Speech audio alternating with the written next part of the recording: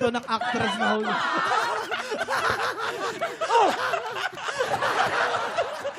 Ng cause. Ay, ba't ikaw ba yun? Huwag ka magre-react. Wala pang clue eh. Wala pang clue. Ba't ka nagre-react?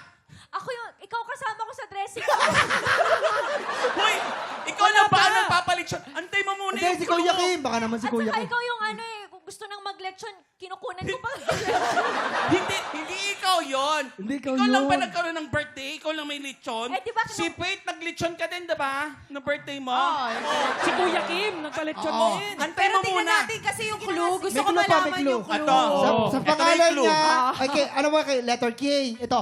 Sa pangalan niya ay may letrang B. As in, babaeng maganda at babaeng wais. Sinong hula niyo? Sino ba?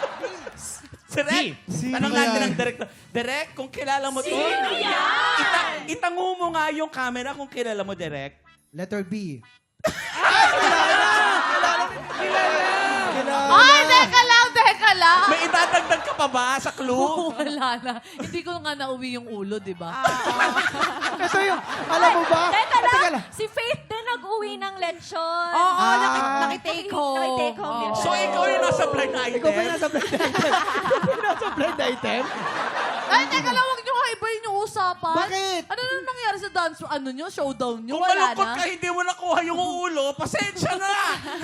Bumili ka kasi ng isa pa. Hindi, kasi yung kasambahay ko, ang kabilin-bilin niya sa akin, ma'am, yung ulo, iuwi niyo. Nag-explain na. Diba? Confirm. Confirm. Mga tiktropa, hindi po siya nasa blind item. Ano lang siya, parang kiniklaim lang niya kasi hindi naman siya.